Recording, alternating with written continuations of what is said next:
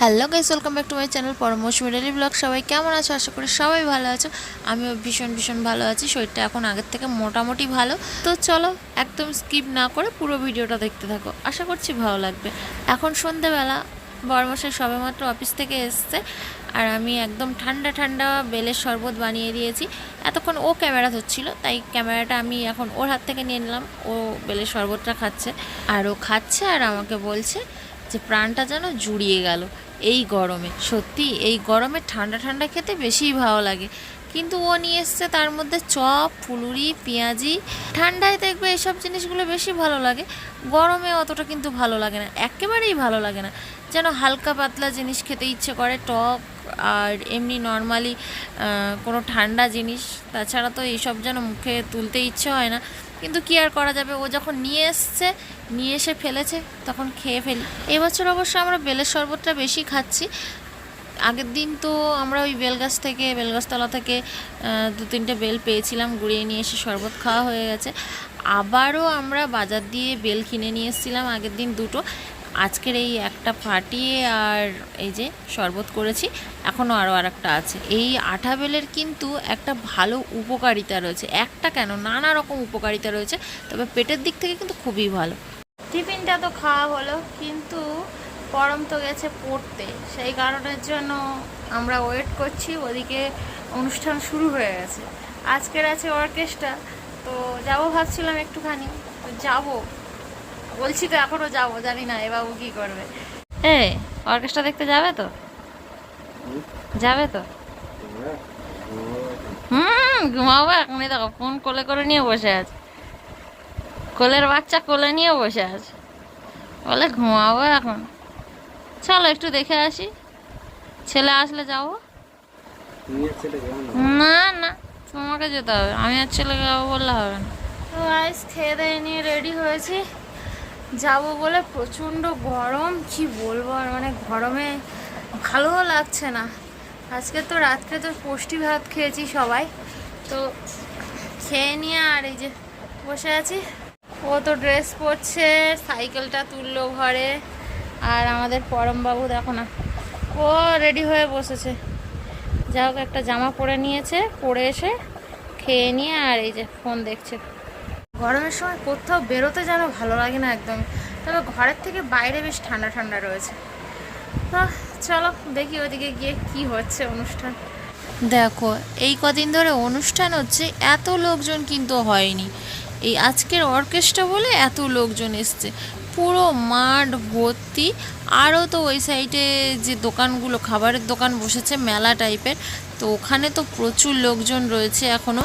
আমরা অবশ্য আসার সময় ওই দিক থেকে ঘুরে ঘুরেই এসছি, কিন্তু আমরা যেহেতু ঘরে খাবার দাবার খেয়ে নিয়েই এসছি, সেহেতু অন্য কিছু খাইনি। তো আজকে সব থেকে বেশি লোকজন এসছে, এটাই আর কি। তবে যা সুন্দর ফাংশন হচ্ছে না, কি বলবো, মানে যিনি গান গাইছেন এনার তো গলা তো মনে হয় বসে আছে, মানে কেমন যেন গলাটা লাগছে। আমার তো অতটা ভালো লাগেনি এনার গান। তো যাই হোক, আমরা ভাবছিলাম যে প্রথমেই এসে এরকম দেখবো, ভাবিনি। যাই হোক, একটু দেখে নিয়ে বাড়ি চলে যাব, অনেকটাই রাত হয়ে যাচ্ছে।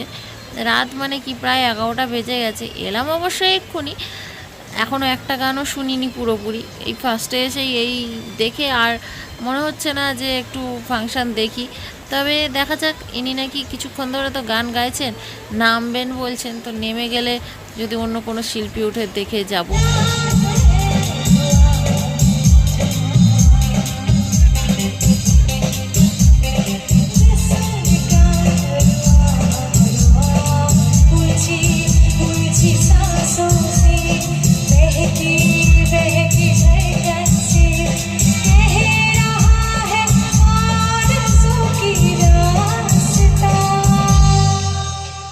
তোমরা তো এনার গলার গান তো শুনলে, কীরকম লাগলো কমেন্ট করে অবশ্যই জানিও। কিন্তু শুধুমাত্র বাড়ির পাশে বলে মোটামুটি এখনও আছি। যদি একটু কোথাও দূরে হতো, মানে স্টেজ দেখে তো মনে হচ্ছিল না যে এমনি খুব একটা বেশি ভালো প্রোগ্রাম এনেছে বলে। তবুও যাই হোক, যা এনেছে এটাই অনেক। আমাদের কাছ থেকে তো চাঁদাও নিয়েছিল, সব 200 টাকা করে চাঁদা নিয়েছে, তবে আমরা চাঁদা দিইনি, মাসি দিয়ে দিয়েছে, ওতেই হয়ে গেছে আর কি।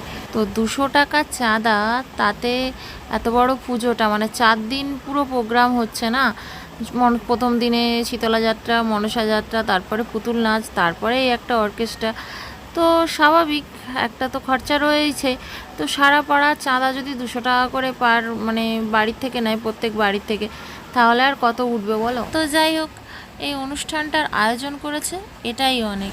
উনি যা স্টেজ থেকে নেমে গেছে অনেকক্ষণ, এইবারে তো আমরা নাচের প্রোগ্রাম দেখছি, কয়েকজন নাচছে। এই যে বাচ্চা মেয়েটা নাচছে না, এই মেয়েটা হচ্ছে আমাদের পাড়ারই একটা মেয়ে, কিন্তু খুব সুন্দর নাচ করেছে। প্রোগ্রামের জন্য যে মেয়েকে এনেছিল সে তো আগে নাচলো দেখলেই, তার থেকে যেন এই মেয়েটা আরও সুন্দর নেচেছে, সত্যি খুব ভালো নেচেছে। তোমরা তো দেখেই বুঝতে পারছো, গানটা দিতে পারলাম না, ক্যাসেটের গান তো কপিরাইট আসবে, তাই না। সন্ধ্যে থেকেই প্রোগ্রাম হচ্ছে, কিন্তু আমরা তো কেউ সন্ধ্যে থেকে আসিও নি। সন্ধ্যাবেলা থেকে এইসব বাচ্চাদের নাচ গান হচ্ছিল, সত্যি এখন মনে হচ্ছে সন্ধ্যে থেকে আসলেই ভালো হতো। মানে বাচ্চাদের নাচ গানটাই সবচেয়ে যেন বেটার মনে হচ্ছে। এর আগে যে মেয়েটা নাচলো, ও নেচেছিল ঢোলিরা গানে, ঢোলিরা একটা গান আছে না, ওই গানটায়। তো যাই হোক, এই মেয়েটা যে এখন নাচছে, এ নাচছে আবার ওই যে কি একটা গান আছে না, ও মাই ডার্লিং, দুলুর মাই ডার্লিং, ওই গানটাতেই নাচছে।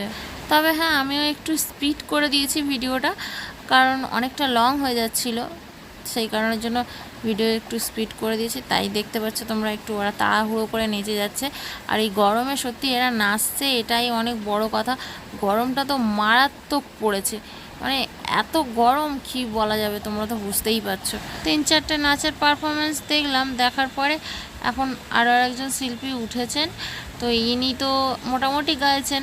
আর এইমাত্র জানতে পারলাম যে মাইকের নাকি কি মনিটর নেই না কিছু একটা বললো, যে মনিটর ছাড়াই মানে এরা মিউজিক মানে দিচ্ছে আর কি।